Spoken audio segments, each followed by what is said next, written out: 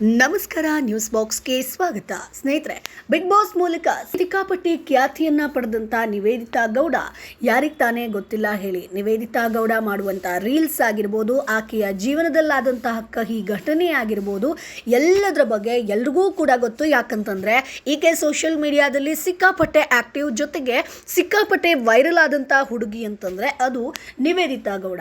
ಇದೀಗ ನಿವೇದಿತಾ ಗೌಡ ವೇದಿಕೆ ಮೇಲೆ ಕಣ್ಣೀರನ್ನ ಹಾಕಿದ್ದಾರೆ. ನಾನೀಗ ಹೀಗೆ ಆಗೋದಕ್ಕೆ ಕಾರಣ ನನ್ನ ಅಪ್ಪ ಅನ್ನುವಂಥ ಶಾಕಿಂಗ್ ವಿಚಾರವನ್ನು ಹೇಳ್ಕೊಂಡಿದ್ದಾರೆ. ಅಂದರೆ ಆಕೆಯ ಡಿವೋರ್ಸ್ ಆಗಿರ್ಬೋದು, ಅಥವಾ ಚಂದನ್ ಶೆಟ್ಟಿಯಿಂದ ಏನು ದೂರ ಆದರೂ, ಅಥವಾ ಡಿವೋರ್ಸ್ ಸಡನ್ ಆಗಿ ಕೊಟ್ಟರು, ಇವೆಲ್ಲದಕ್ಕೂ ಕಾರಣ ಅವರ ಅಪ್ಪನ ಅನ್ನುವಂಥ ವಿಚಾರ ಈಗ ಸೋಷಿಯಲ್ ಮೀಡಿಯಾದಲ್ಲಿ ವೈರಲ್ ಆಗ್ತಾ ಇದೆ. ಸಾಕಷ್ಟು ಜನರ ಇದ್ರ ಬಗ್ಗೆ ಪ್ರಶ್ನೆ ಮಾಡ್ತಾ ಇದ್ದಾರೆ. ನೀವು ಈಗ ಹೀಗಾಗೋದಕ್ಕೆ ಕಾರಣ ನಿಮ್ಮ ಅಪ್ಪ ಅಂತಂದರೆ ಅದು ಹೇಗೆ ಸಾಧ್ಯ? ನಿಮ್ಮ ಡಿವೋರ್ಸ್ ವಿಚಾರ ಆಗಿರ್ಬೋದು, ಎಲ್ಲದಕ್ಕೂ ಕಾರಣ ಹಾಗಾದ್ರೆ ಅಪ್ಪನ ಅನ್ನುವಂಥ ಕ್ವಶನನ್ನು ಮಾಡಿದ್ದಾರೆ. ಇವೆಲ್ಲದ್ರ ಬಗ್ಗೆ ಕಂಪ್ಲೀಟ್ ಮಾಹಿತಿಯನ್ನು ಹೇಳ್ತೀವಿ. ಅದಕ್ಕಿಂತ ಮುಂಚೆ ನಮ್ಮ ಚಾನಲನ್ನು ತಪ್ಪದೇ ಸಬ್ಸ್ಕ್ರೈಬ್ ಮಾಡಿ. ಸ್ನೇಹಿತರೆ, ನಿವೇದಿತಾ ಗೌಡ ಬಿಗ್ ಬಾಸ್ ಮೂಲಕ ಖ್ಯಾತಿಯನ್ನು ಪಡಿತಾರೆ. ಜೊತೆಗೆ ನಿವೇದಿತಾ ಗೌಡ ಅವರ ತಾಯಿ ಕೂಡ ರೀಲ್ಸ್ನಲ್ಲಿ ಸಿಕ್ಕಾಪಟ್ಟೆ ವೈರಲ್ ಆಗಿದ್ರು. ಆಕೆಯ ಜೊತೆಗೆ ರೀಲ್ಸ್ ಮಾಡೋದಾಗಿರ್ಬೋದು, ಆ್ಯಕ್ಟಿಂಗ್ ಮಾಡೋದಾಗಿರ್ಬೋದು, ನೋಡೋದಕ್ಕೆ ಡಿಟೋ ನಿವೇದಿತಾ ಗೌಡ ಅವರ ತಾಯಿ ಥರನೇ ಇದ್ದಾರೆ. ಸೇಮ್ ಟು ಸೇಮ್ ಅಕ್ಕ ತಂಗಿ ಥರನೇ ಕಾಣ್ತಾರೆ. ಸೊ ಸಾಕಷ್ಟು ಜನ ಡಿವೋರ್ಸ್ ಆದಾಗ ಅವರ ತಾಯಿ ವಿಚಾರವಾಗಿ ಕೂಡ ಹೇಳ್ಕೊಂಡಿದ್ರು. ಸೊ ಈ ತಾಯಿ ಯಾವ ರೀತಿಯಾಗಿರ್ತಾರೋ ಅದೇ ರೀತಿ ಮಗಳು ಕೂಡ ಇರ್ತಾರೆ. ಸೊ ತಾಯಿಯಂತೆ ನೂಲು ಅಂತ ಹೇಳ್ತಾರಲ್ವಾ. ಸೊ ಹಾಗೆ ಆ ಒಂದು ಗಾದೆ ಮಾತಿನಂತೆ ಎಲ್ಲರೂ ಕೂಡ ಆಕೆಗೆ ಟ್ಯಾಗ್ ಮಾಡ್ತಾ ಇದ್ರು ಆ ರೀತಿಯಾಗಿ. So Bigg Boss Kannada season 5 ಶೋನಲ್ಲಿ ಸೀಸನ್ 5 ನಿವೇದಿತಾ ಗೌಡ, ಚಂದನ್ ಶೆಟ್ಟಿ ಒಟ್ಟಿಗೆ ಭಾಗವಹಿಸ್ತಾರೆ. ಶೋನಲ್ಲಿ ಇವರಿಬ್ಬರ ಮಧ್ಯೆ ಸ್ನೇಹ ಇರುತ್ತೆ. ಹೊರಗಡೆ ಬಂದ ಬಳಿಕ ಈ ಜೋಡಿ ಇನ್ನಷ್ಟು ಹತ್ತಿರ ಆಗಿತ್ತು.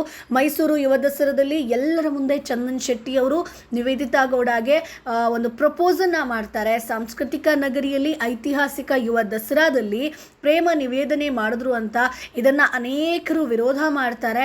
ಇಷ್ಟೆಲ್ಲ ಆದ ಬಳಿಕ ಮೈಸೂರಿನಲ್ಲೇ ಈ ಜೋಡಿ ಅದ್ಧೂರಿಯಾಗಿ ಮದುವೆಯಾಗುತ್ತೆ. ಜೊತೆಗೆ ಆ ಒಂದು ಕಾರ್ಯಕ್ರಮದಲ್ಲಿ ಏನು ಪ್ರಪೋಸ್ ಮಾಡಿದ್ರು ಅದಕ್ಕೆ ಸಾರಿಯನ್ನ ಕೂಡ ಕೇಳ್ತಾರೆ.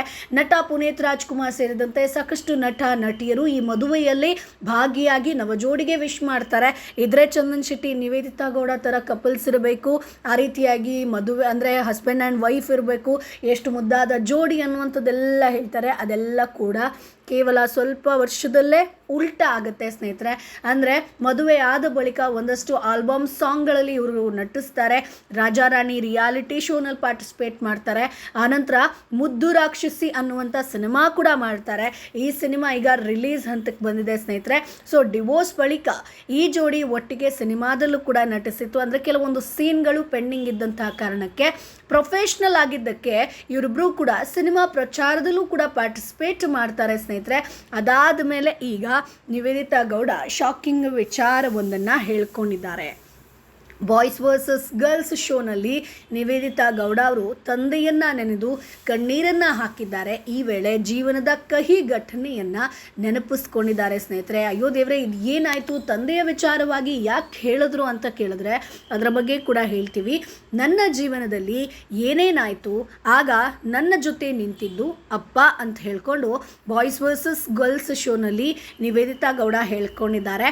ಹೌದು, ಸದಾ ಸೋಷಿಯಲ್ ಮೀಡಿಯಾದಲ್ಲಿ ಬೋಲ್ಡ್ ಫೋಟೋ ವಿಡಿಯೋಗಳನ್ನು ಹಂಚಿಕೊಂಡು ಸಂಚಲನ ಮೂಡಿಸೋ ನಿವೇದಿತಾ ಗೌಡ ಈ ಬಾರಿ ರಿಯಾಲಿಟಿ ಶೋ ವೇದಿಕೆಯಲ್ಲಿ ಕಣ್ಣೀರನ್ನು ಹಾಕಿದ್ದಾರೆ ಸ್ನೇಹಿತರೆ. ಸೊ ಅಂದರೆ ಈ ಒಂದು ಶೋಗೆ ಅದಿತಿ ಪ್ರಭುದೇವ್ ಹಾಗೆ ಪ್ರೇಮ್ ಅವರು ಗೆಸ್ಟ್ ಆಗಿ ಬರ್ತಾರೆ. ಜೊತೆಗೆ ವಿನಯ್ ಗೌಡ ಅವರು ಗೈರು ಕೂಡ ಇತ್ತು ಸ್ನೇಹಿತರೆ, ಅಂದರೆ ಅವರು ಬಂದಿಲ್ಲ. ಸೊ ಪ್ರಪಂಚದಲ್ಲಿ ತಂದೆ ಅನ್ನೋ ಜೀವನೇ ಹಾಗೆ. ವಿಶೇಷವಾಗಿ ಹೆಣ್ಣು ಮಕ್ಕಳು ಏನಾದರೂ ಕೇಳಿದಾಗ ಜೀವ ಬಿಟ್ಟು ಏನು ಬೇಕಾದರೂ ತಂದುಕೊಡ್ತಾರೆ ಅಂತ ನೆನಪಿರಲಿ ಪ್ರೇಮ್ ಕೂಡ ಹೇಳಿದ್ದಾರೆ ಸ್ನೇಹಿತರೆ. ಸೊ ನಿವೇದಿತಾ ಗೌಡ ಹಾಗೆ ಧನ್ರಾಜ್ ಆಚಾರ್ ಇಬ್ಬರೂ ಕೂಡ ತಂದೆ ಮಗಳ ಬಾಂಧವ್ಯದ ಕುರಿತು ಹಾಡಿನಲ್ಲಿ ಕಾಣಿಸ್ಕೊಳ್ತಾರೆ. ಇದನ್ನು ನೋಡಿ ಎಲ್ಲರೂ ಕೂಡ ಕಣ್ಣೀರನ್ನು ಹಾಕ್ತಾರೆ. ಈ ವೇಳೆ ನಿವೇದಿತಾ ಗೌಡ ಆಡಿದಂತಹ ಮಾತು ಇನ್ನಷ್ಟು ಇಮೋಷ್ನಲ್ ಆಗಿತ್ತು. ಅಂದರೆ ಅವ್ರು ಏನು ಹೇಳಿದ್ರು ಅಂತಂದರೆ, ನನ್ನ ಲೈಫ್ನಲ್ಲಿ ಏನೇನೋ ಒಂದಷ್ಟು ಆದಮೇಲೆ, ಅಂದರೆ ಈ ಡಿವೋರ್ಸ್ ಆದಮೇಲೆ ನಾನು ಇಷ್ಟು ಗಟ್ಟಿಯಾಗಿರೋದಕ್ಕೆ ನನ್ನ ತಂದೆಯೇ ಕಾರಣ. ನಾನು ನಿನ್ನ ಜೊತೆಗೆ ಇದ್ದೀನಿ, ತಲೆ ಕೆಡಿಸ್ಕೋಬೇಡ ಅಂತ ಹೇಳ್ತಾರೆ. ಇದು ಅವರಿಗೆ ನಿಜಕ್ಕೂ ಕಷ್ಟ, ಅದು ಗೊತ್ತು ನನಗೆ ಅಂತ ಹೇಳ್ಕೊಂಡು ನಿವೇದಿತಾ ಗೌಡ ಹೇಳ್ತಾರೆ. ಈ ಟೈಮಲ್ಲಿ ನಿವೇದಿತಾ ಗೌಡ, ಐಶ್ವರ್ಯ ಶಿಂದೋಗಿ, ರಜತ್ ಎಲ್ಲರೂ ಕೂಡ ಕಣ್ಣೀರನ್ನು ಹಾಕ್ತಾರೆ ಸ್ನೇಹಿತರೆ. ಆದರೆ ಒಂದಷ್ಟು ಜನ ಇದಕ್ಕೆ ಏನು ಪ್ರತಿಕ್ರಿಯೆ ಕೊಡ್ತಾ ಇದ್ದಾರೆ ಅಂತಂದರೆ, ಡಿವೋರ್ಸ್ ಆದಮೇಲೆ ಆಕೆ ಎಲ್ಲಿ ಕಷ್ಟದಲ್ಲಿದ್ದಂಗೆ ಕಾಣ್ತಾ ಇತ್ತು, ಸೊ ಎಲ್ಲಿ ನೋವಲ್ಲಿದ್ದರು, ಪಕ್ಕ ರೀಲ್ಸನ್ನು ಮಾಡ್ತಾಯಿದ್ರು, ಆಕೆಗೆ ಹೇಗೆ ಬೇಕೋ ಆ ರೀತಿಯಾಗಿ ರೀಲ್ಸನ್ನು ಮಾಡ್ತಾಯಿದ್ರು, ಯಾವ್ಯಾವುದೋ ಬಟ್ಟೆಯನ್ನು ಹಾಕೋದಾಗಿರ್ಬೋದು, ಇದೆಲ್ಲವನ್ನು ನಾವು ನೋಡ್ತಾ ಇದ್ವಿ.